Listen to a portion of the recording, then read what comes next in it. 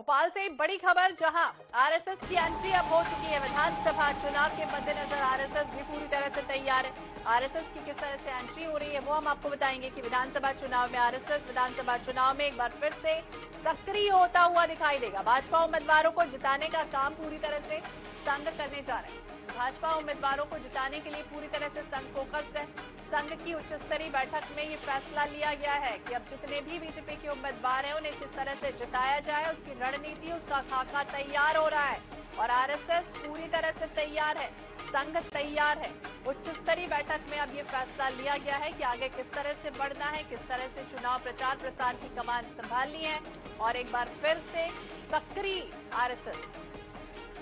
संघ अब पूरी तरह से भाजपा उम्मीदवारों को जिताने का काम करने जा रहा है।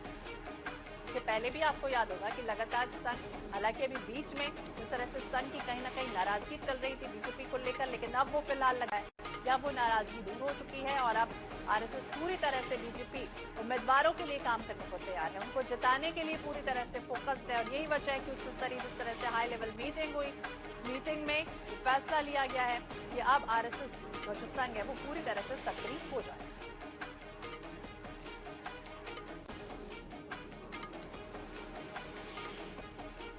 एक तरफ नामांकन का सिलसिला चल रहा है, एक तरफ नामांकन रैली निकल रही है। तमाम दिग्गज मौजूद रहेंगे इस नामांकन रैली में। अलग अलग बीजेपी प्रत्याशियों के लिए, जिताऊ कैंडिडेट्स के लिए पूरी तरह से कोशिशें की जा रही हैं कि किस तरह से मैदान में अब प्रचार प्रसार संभालना है, उसे लेकर आरएसएस भी अब सक्रिय। विशेष संवाददाता अनुराग मालवी ज्यादा जानकारी के लिए हमारे सहयोगी हमारे साथ जुड़ गए। अनुराग, क्या जानकारी, आरएसएस किस तरह से कमान संभाल रहा है प्रचार प्रसार के लिए?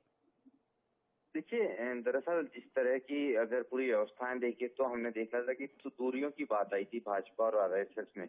लेकिन चूंकि विधानसभा के ठीक बाद लोकसभा चुनाव भी हैं तो उसको दृष्टिगत रखते हुए जो है आरएसएस अब चुनावी तैयारियों में जुट रहा है। हालांकि उसका फोकस लोकसभा चुनाव पे ज्यादा होगा, लेकिन विधानसभा चुनाव को में भी भाजपा को इसका फायदा निश्चित रूप से मिलेगा, क्योंकि आरएसएस का जो सबसे बड़ा अभियान होता है वो होता है डोर टू डोर कनेक्टिविटी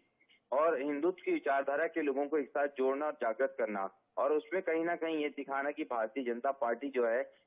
राजनीतिक रूप से हिंदू विचारधारा वाली पार्टी है। तो इसके तहत जो है डोर टू डोर कनेक्टिविटी के लिए आरएसएस ने एक समूह जो उनके हैं उनको अलग अलग तरीके से सक्रिय किया है और ये अब व्यक्तिगत रूप से लोगों से संपर्क में आएंगे, लोगों के घर में भोजन करेंगे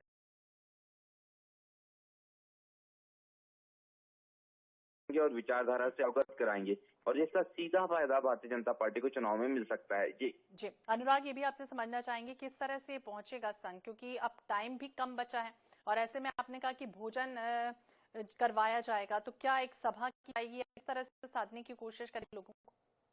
देखिए, आरएसएस का पैटर्न थोड़ा अलग रहता है, वो सभाओं में विश्वास नहीं करते, वो व्यक्तिगत रूप से समूह बनाते हैं, समूह की टोलियों के अलग अलग सदस्यों को क्षेत्रवार जिम्मेदारी देते हैं, फिर उस क्षेत्र के घर घर लोग जाते हैं और वहां पे संपर्कों को साधते हुए किसी के घर भोजन करते हैं, बैठते हैं, चर्चाएं करते हैं और उस समागम के माध्यम से व्यक्तिगत तौर पर यानी कि person to person door to door connectivity जो है वो आरएसएस की सबसे बड़ी विशेषता है। और यही कारण है कि जहां एक तरफ दोनों पार्टियां बूथ मैनेजमेंट की बात करती है, ये लोग होम मैनेजमेंट पे विश्वास रखते हैं और ये इससे बड़ा फायदा जो है भाजपा को मिलता आया है और वही कोशिश आरएसएस की इस बार भी शुरू हो रही है। बिल्कुल, एक बार कह सकते हैं कि पुरानी परंपराएं कायम रखते हुए लोगों के घर तक पहुंचने की कोशिश की जा रही है आरएसएस की। बहुत बहुत शुक्रिया तमाम जानकारी के लिए।